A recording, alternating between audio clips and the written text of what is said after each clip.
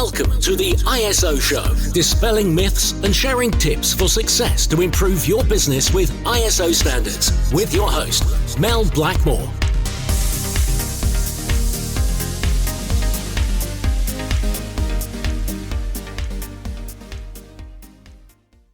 Hi, and welcome to the ISO Show. Well, today I'm delighted to be joined by James Sharp, who's the Chief Technical Officer over at Riskex. And Riskex provide an awesome health and safety software system.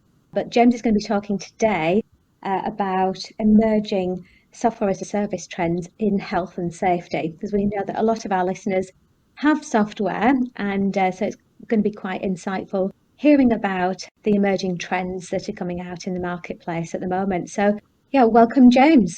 Thank you. Thank you for having me. Great. Yeah, thanks very much for joining us.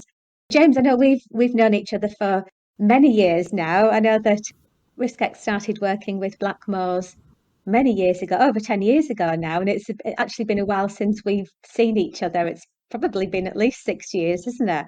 Yeah, it does seem quite a while, but I think you've aged a lot better than I have. I'm not sure about that. I'm glad it's not on camera, actually.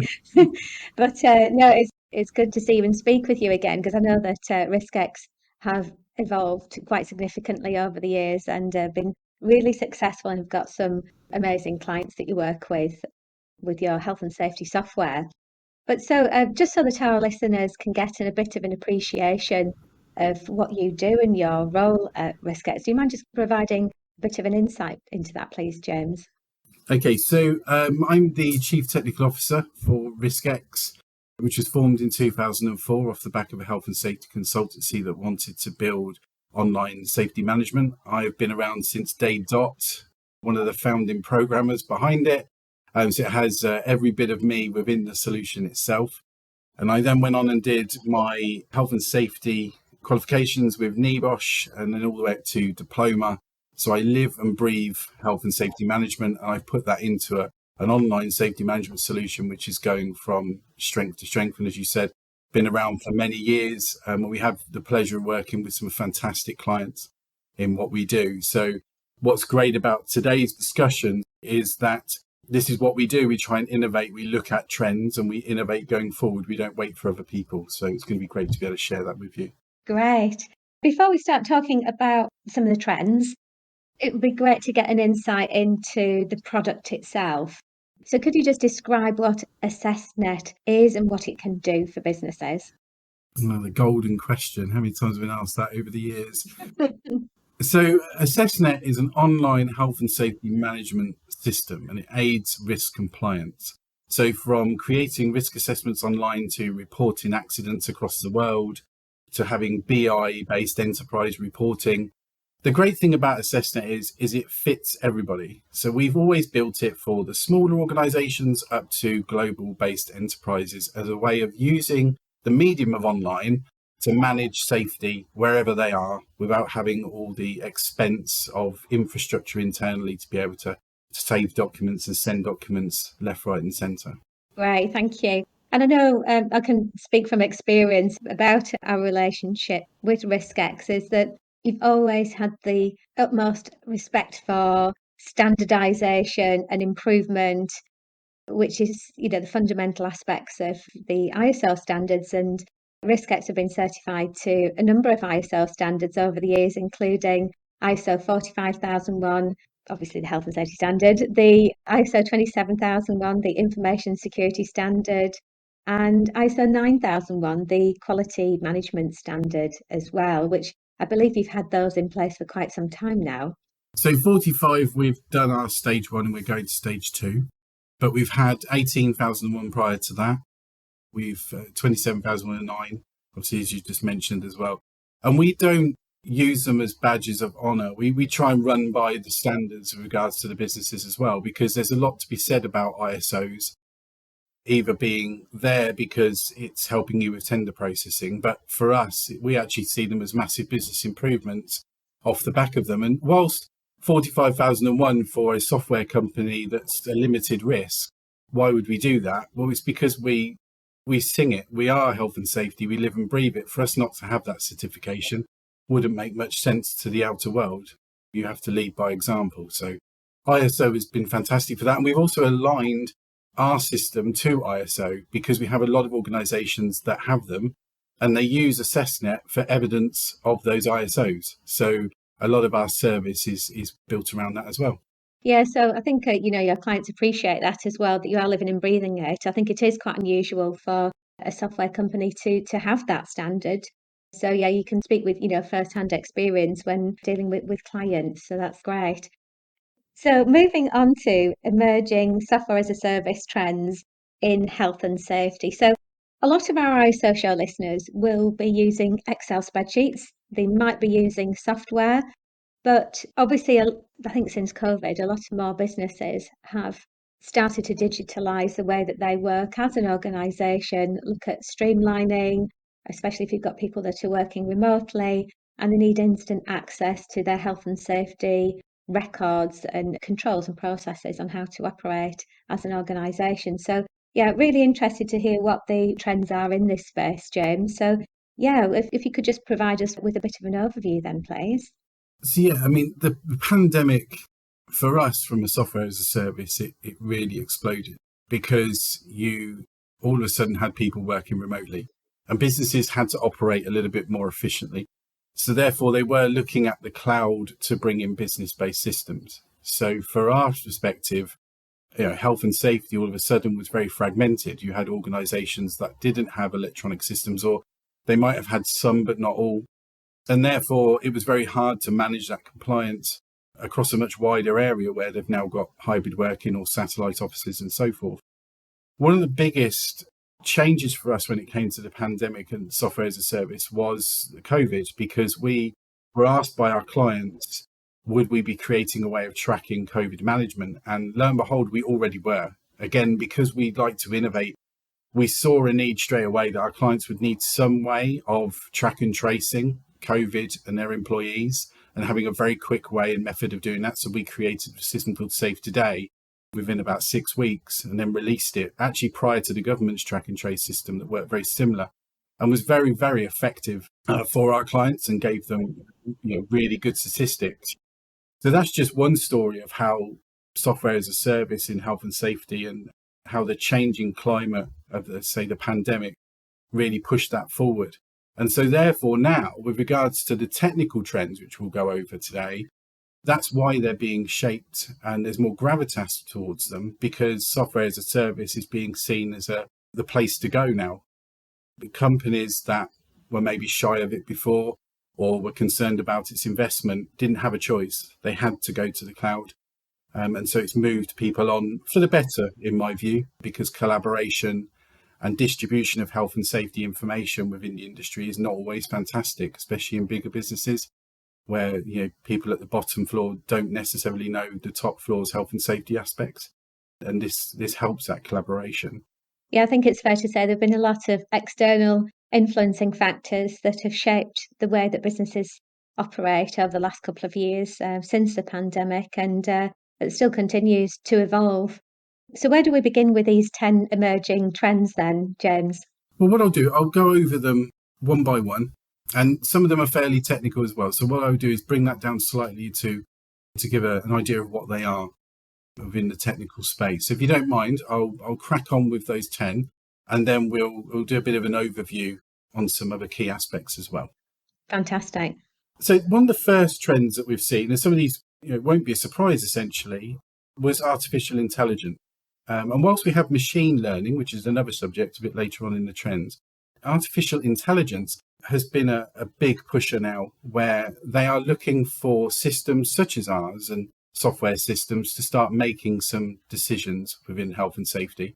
And it's one thing that we've been looking at quite deeply as well. So, if systems are understanding that incidents are being created, then it should also understand that risk assessments are not changing, or your risk is lowering in risk assessments, but your accident rates are going up. So, is there an unbalance there?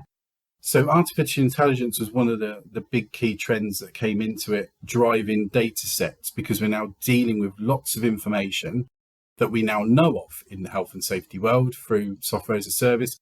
And then what can we get out of that? What intelligence can be made from that to tell us something? And outside of that, it's collaboration within other sectors. So, for instance, we deal with a lot of NHS, for instance. So you could have one part of that sector then starting to look at the data set of another part of the sector as well. And whilst that's, privacy there's not individual information. The intelligence could start telling you something, across logistics. This is the thing that starts to happen the most. These are your critical points in health and safety and control. So artificial intelligence has become a big pusher now. The second trend I want to go over is what we call API connectivity, which is short for application programming interface. And in short, API is a method of software systems being able to talk to each other. That's really it. It's the ability of being able to buy into a service, and then maybe your email system needs to talk to it. Maybe your HR system needs to talk to the safety system, or your ISO management system needs to talk to it as well. Doing that is a technology called APIs. So there's a big push at the moment in cloud systems of them being able to talk to each other relatively simple and relatively easy without a huge cost on the consumer. Are we working with other systems? And so therefore, again, within AssessNet, it's that ability for your HR service to then talk to the safety management side, when it comes to illness, lost time, and so on and so forth. Not having these separate services, because the pandemic showed us that having fragmented services doesn't work. That's why people have gone to the cloud. So that cohesion has become a really big trend now. And systems are starting to have to build what we call APIs, these libraries, to be able to do that, to connect those systems together. The third trend is what we call low-code optimization. Again, another technical term, but it's really important within software systems. And low-code optimization basically means that we develop our systems so that they're optimized in such a way that we can build on them and tailor them to your needs really quickly. So what people want from health and safety services now and systems is solutions out there that fit them as well. So it's not you take ours off the shelf and you have to report accidents in a given way. Yes, there's regulatory requirements behind that, which all these systems will be part of. But you might have a specific process that you undertake internally. You might have a specific process that you do internally, which isn't in the system. You buy into a cloud-based service and you want to take on another process and put that into that as well. And the reason for this low-code optimization trend is because we are now looking at systems not having a huge cost and time element when it comes to building what you want.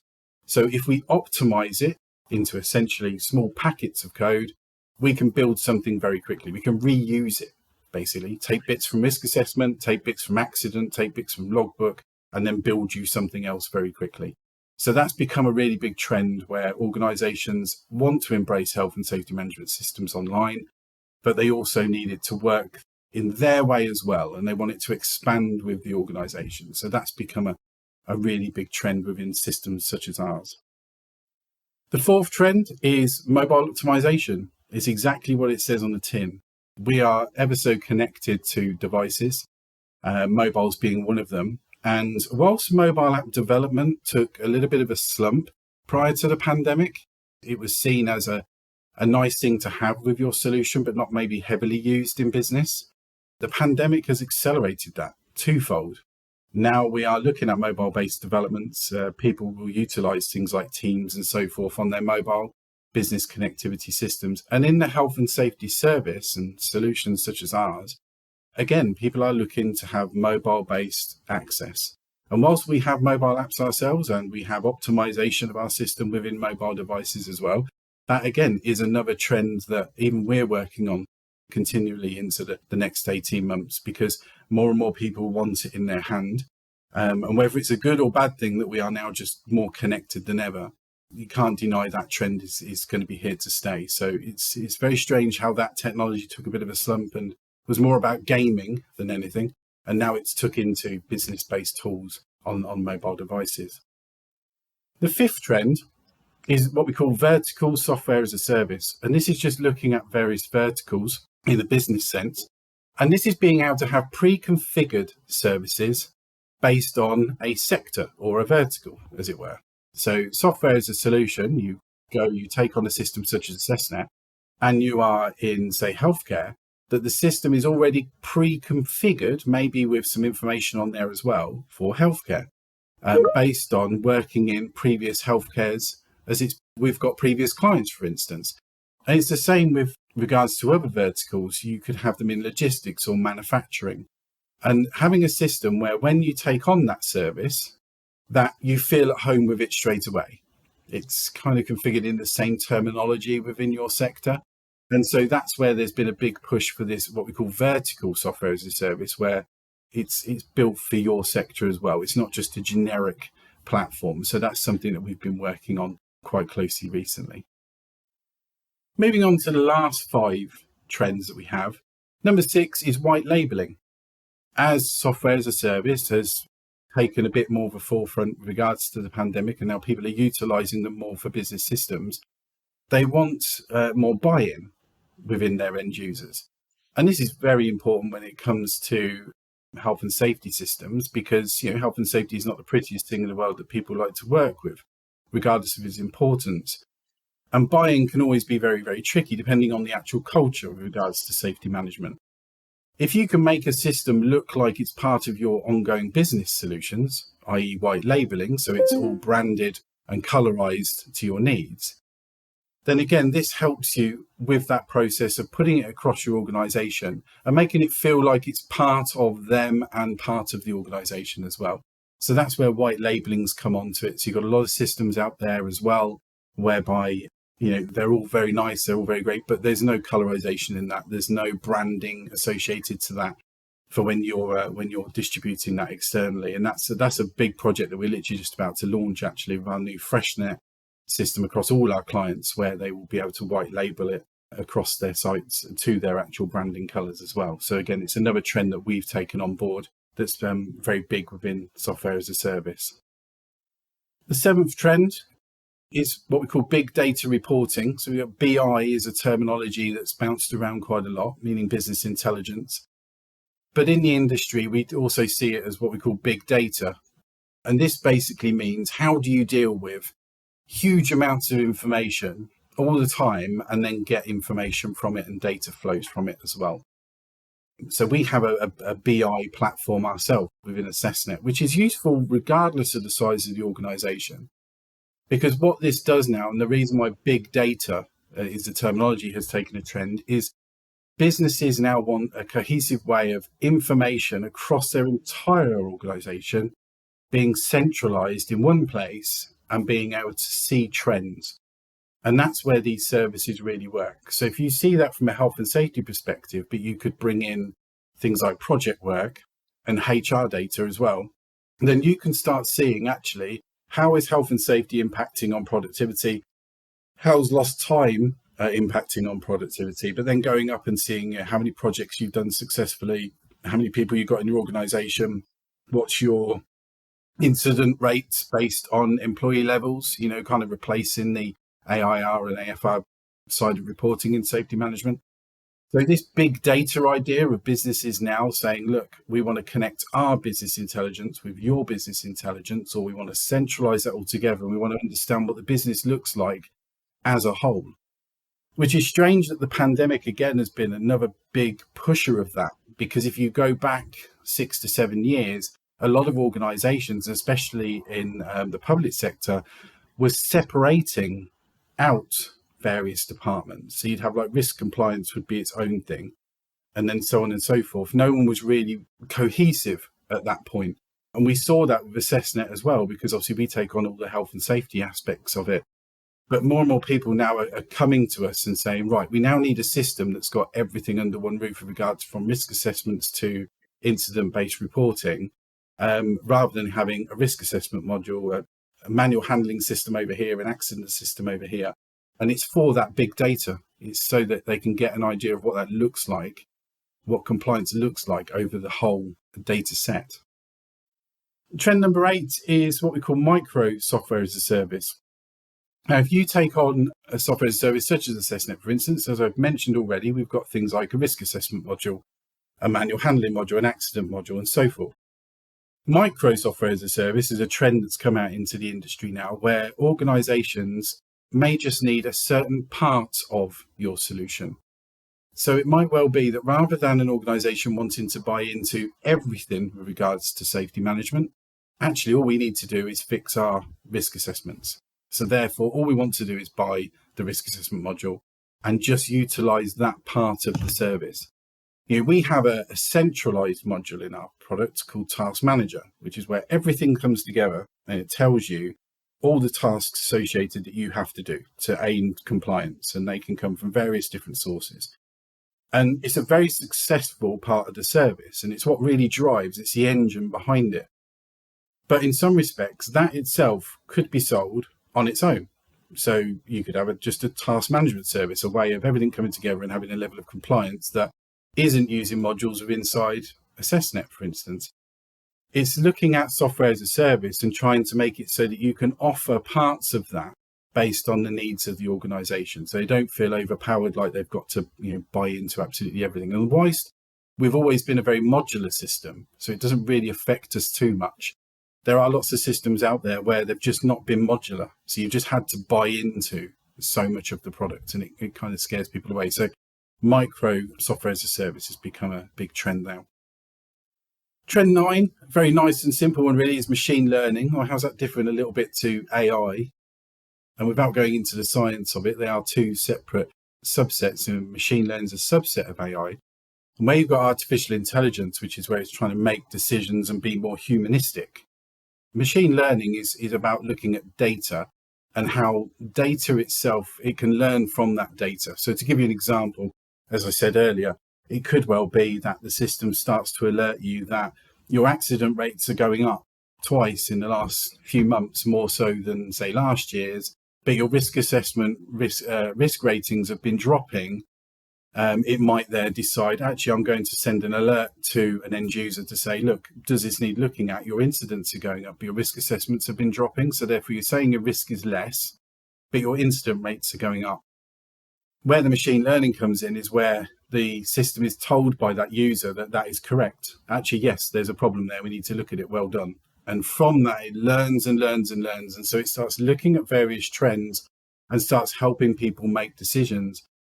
And then what we do is we embed health and safety guidance into that information. So you take all your health and safety knowledge out of my head and put that into the data as well.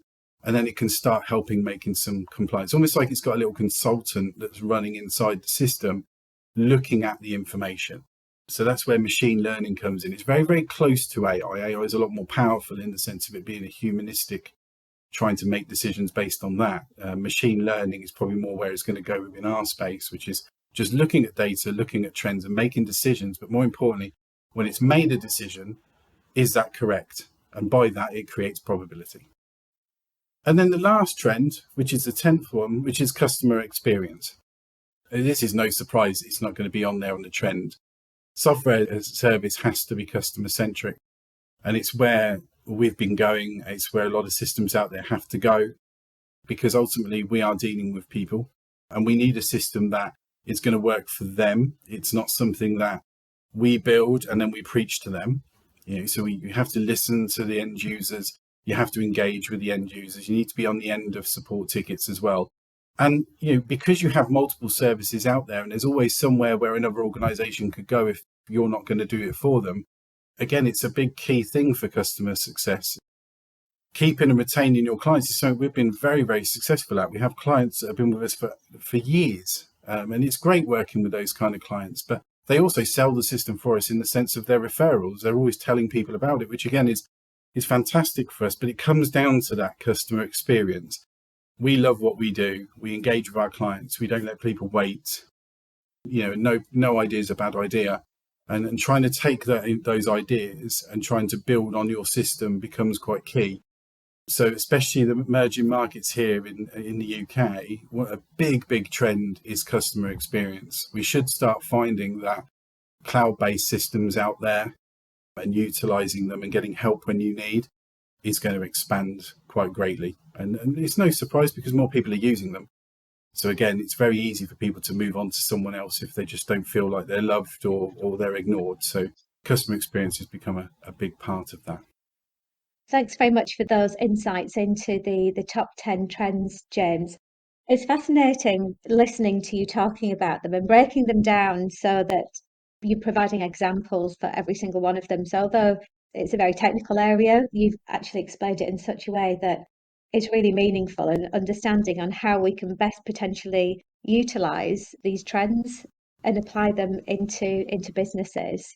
I think one of the key aspects that's coming across is the cohesiveness. And I made a few notes on some of the aspects. You mentioned about API connectivity and the cohesion between different systems, and it can be extremely challenging. You must find this for a lot of people in health and safety departments or teams that are trying to encourage engagement and to have that connectivity. So have you found that this has helped to improve that, to be able to integrate with other departments like HR, for example, or operations? Yeah, it's a very good question. If you go back 8 or 9 years, then it was a very tricky part. Whereas now, what they're finding in the health and safety side is that they're coming to us with that actual question. We're finding now that health and safety managers, when they're going through their sale process or their buy processes, can your system link to other solutions and providings out there? And this is because it's not only come from them, but it's come from IT as well, who are looking for systems that are going to work internally. And I think this is because it's not a new space, software as a service. A lot of HR systems, for instance, out there, or CRM systems out there that businesses are using are already there. So they want it to be quite cohesive already with regards to this connectivity. A lonely health and safety manager understanding what that is, that can sometimes be the tricky aspect. So we're always there with our technical knowledge to turn around and say, oh, by the way, you can link this to other services if you need to be. Going back, as I said earlier, if you go back quite a while ago, that would be a massive challenge because internally IT would be like, well, we don't know how to connect it, or the other systems don't allow us to connect. Whereas now it's becoming pretty much the norm. Mm. And that seems to go hand in hand with the big data reporting trend. And, the fact that, you've got this business intelligence available across the organization now because we're using software as a service for so many key functions within an organization. So it just makes absolute sense to be able to centralize that big data in a cohesive way, which obviously is then, throwing out these other trends, isn't it? Which is enables us to make better decisions like the machine learning. It all seems to just be inextricably linked, really. Although they are 10 separate trends, you can just see how they kind of dovetail into each other now. I think the important thing here is health and safety departments, they tend to be very under-resourced. In my experience of doing consultancy and so forth for my CPDs, we're not great at resourcing our health and safety management teams to look after big organisations, especially as they grow. It can just still be that one health and safety manager and a few reps, yet the organisation's grown 5 or 6 times. And this is where systems such as this really, really do help. This is where online systems have really been pushed now because it gives them all the tools they need. And going on to the machine learning side and that big data, it's there, it's aiding them to help make decisions without the need of a huge amount of resource to be able to do that.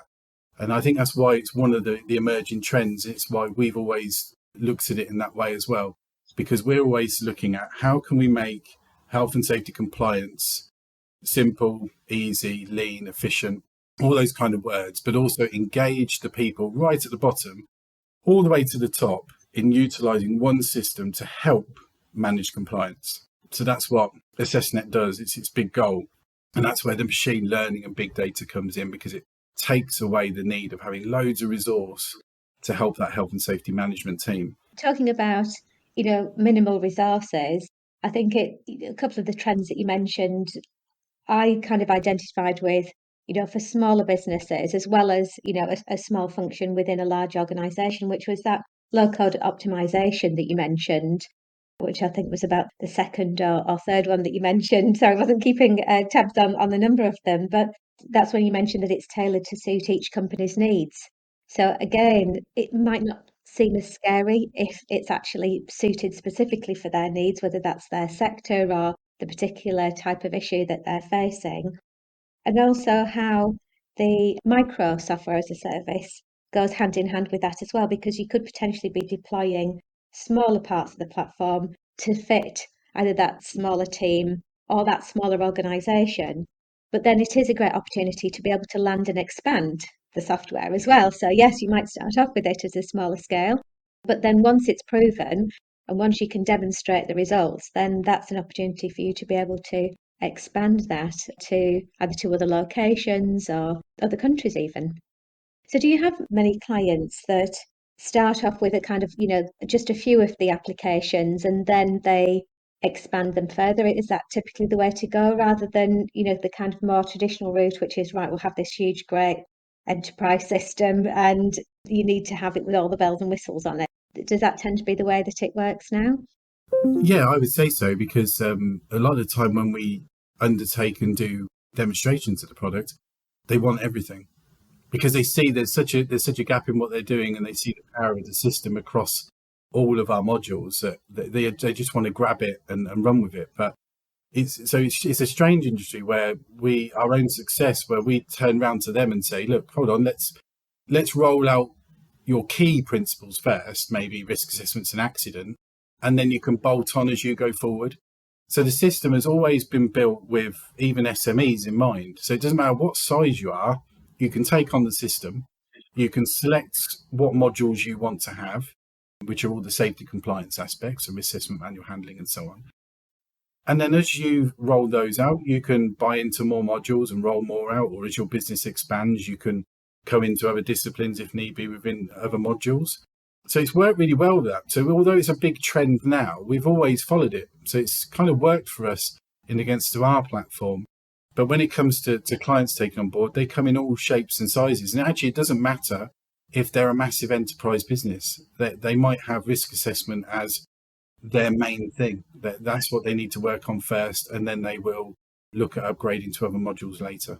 And you mentioned about mobile optimization. So before COVID, as a consultancy firm here at Blackmores, we'd spend 80% of our time on site and 20% working remotely. And that completely flipped. Well, it was 100% obviously during the pandemic, but now it's actually flipped and it is the reverse. So it is, 80% working remotely and 20% on site. But this is all down to the tools that we've got available to use now. Are you able to look at how people are actually accessing AssessNet, whether they're accessing them remotely, and if you've seen a shift in that trend? Yeah, we are. We can clearly see it, actually. If anything, it's usage that's gone up even more, because it's being embraced even more. More people are getting involved in utilising our platform than ever before. And a lot of that is because of the clients we've taken on through that process as well. In regards to mobile, it's because we're so used to having that now. We're so used to having the mobile in our hand or in our reach, that being able to report an incident via that, or being able to look at risk assessment via that, is seen as the norm. And so therefore, that's why a lot of development goes into that now. And although we have obviously our desktop edition, which is through web browsers from anywhere in the world, we see a trend of our mobile usage going up quite heavily at this moment in time. We launched, over the last couple of years, we launched a method through QR codes, a little square barcodes, where organisations now utilise those codes on the wall to scan and report something. And that's all done through things like mobile phones, because that's what you use to scan them. So again, it's becoming very much the norm now, and it's an area of development that we're working quite heavily in. It sounds like there's a lot more trust, isn't there, I think, in technology now, and accessibility of records, because obviously when it comes to health and safety records, it's critical that you have access to them if, for example, there was an incident, or if you need to, provide reports to other key stakeholders, like the HSE, for example. So I think it's being able to trust and rely in those systems, and that you can not just easily log them, but you've got access to them, and you can. It's also about the integrity of the data as well, I guess, that's really important for a lot of organisations. I mean, it's where our ISOs come in. 27001 has been fantastic at us being able to demonstrate our data security and data management alongside 9001, which puts a peace of mind into a lot of people when it comes to taking on such things as AssessNet.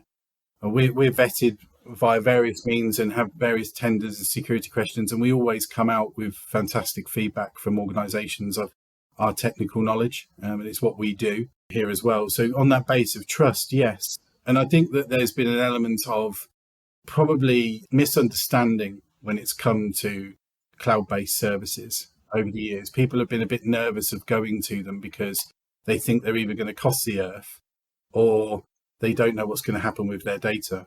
And it's not uncommon. A lot of data breaches are actually internal. It's internal organizations where it happens, not so much the cloud. You've got to remember, it's our bread and butter to keep things secure, to keep things encrypted, to have various backups and resilience within our systems. It's what we have to do. Internally within a business, IT departments are not really that bothered. They're not keeping necessary backups all the time or things secure because they think it's all in four walls. And I think it's that myth that actually just because it's internal, it's safer. But if you don't vet everybody that comes into your organization, you don't know that the lowly admin person that you've put into your HR department isn't very experienced with computers and decides to go searching across the network. So that's why a lot of breaches happen internally. So I can understand why people have been concerned over the years, but there is now this massive shift of trust. They can see that we've got credentials. They can see that it's important to us. They can see we haven't had any breaches recorded over X period of time. So there is now a lot more trust in going forward with that. And now they've had to dip their toe in the water because of the pandemic. They've been forced into it. They've realised that it is affordable, it is safe, it is secure if it's all done correctly.